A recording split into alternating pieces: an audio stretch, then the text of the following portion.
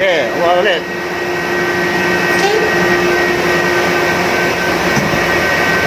Pa.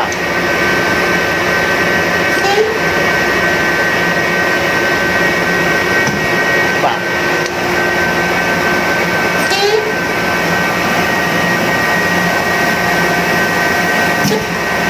341 bar ang na-observe natin na opening pressure nitong fuel injector. Mga ka-viewers, kagaya ng sinabi ko sa nauna nating video na ipapakita ko sa inyo kung paano kinakalibrate or nire-recondition itong fuel injectors natin. Part ito ng maintenance program natin or preventive maintenance na ginagawa natin sa main engine or kaya sa mga generator engines natin para sa patuloy na magandang performance ng makinarias natin. Ang PMS or plant maintenance system natin ay kinukuha natin yan as per maker's manual. Kagaya lang ng main engine natin wherein ang maker natin ito is MAN B&W. Sila ang makers ng engine kung kaya't sila ang mayroong expertise. Kung kaya naman, always refer to maker's manual. At syempre, mayroon silang certain running hours for every parts for maintenance purposes. Kagaya nitong fuel injectors natin, mayroong certain running hours kung kailan bubunutin, i-overhaul at i-recondition ang fuel valve. Pero syempre, ang running hours na binibigay nila ay applicable yan kapag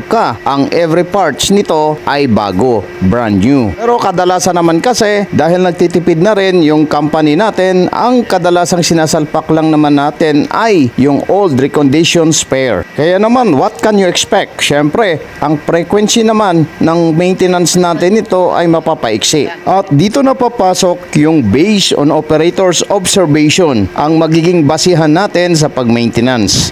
One thing I'm sure, basta alagaan lang natin ang machineries natin, siguradong hindi rin tayo ititirik ng mga ito. Anyway, balik na tayo dito sa kinakalibrate natin na fuel injector. At nakikita naman natin na maganda naman yung automation ng nozzle ng injector natin. At syempre pa, pinagtutuunan din natin ng pansin na after automation or pag-inject ng injector natin, minimake sure natin na wala tayong makikitang tumutulo dun sa dulo ng injector nozzles natin. At dapat after injection, medyo nag-hold yung pressure natin sa injector.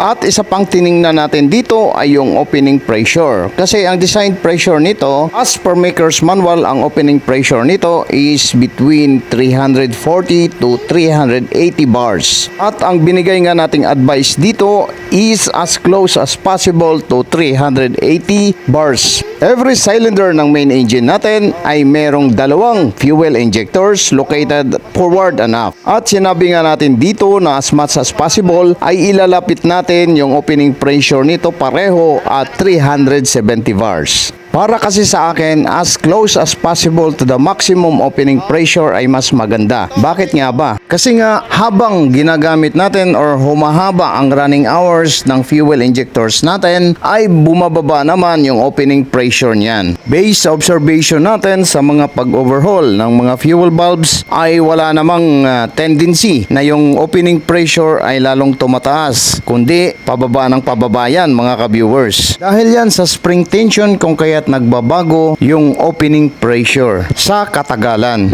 Nakita nyo naman kanina doon mga ka-viewers na marami tayong fuel valves or fuel injectors doon sa injector stand na newly reconditioned. Twin main engine tayo kung kaya bawat silindro may dalawang fuel injector kaya 12. So 12 pieces on port side, 12 pieces on starboard side na naka-standby. Pero SOP pa rin mga ka-viewers na bago natin isalpak or gamitin yung fuel valves ay kailangan nating i-check pa rin ang opening pressure para sigurado tayo. Baka mamaya ay biglang nagbago. Kahit pa sabihin natin kaka-recondition lang yan at na-testing na natin ang opening pressure. Sa pag-adjust pala ng opening pressure ng fuel valves natin na ito ay ginagamitan ito ng disc plate. Kaya ang ginagawa rito dagdag bawas at mayroon namang iba-ibang thickness. Sa ibang type ng fuel injectors, merong adjusting screw na usually yun lang ang pipihitin mo kung kailangan mong tataasan yung pressure. Bali doon ka lang maglalaro sa adjusting screw.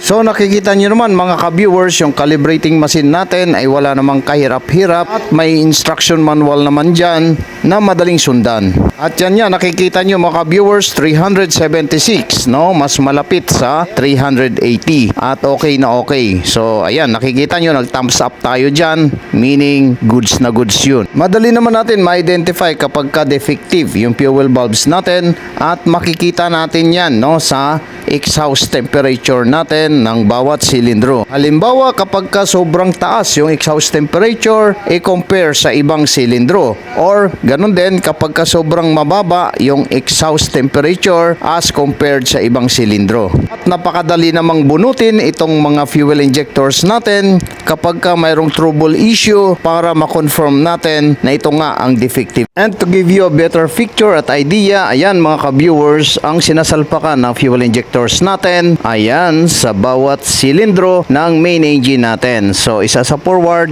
and isa sa upside ng bawat silindro mga ka-viewers. Ayan yung isa nasa upside dyan ng unit number 6 mga ka-viewers.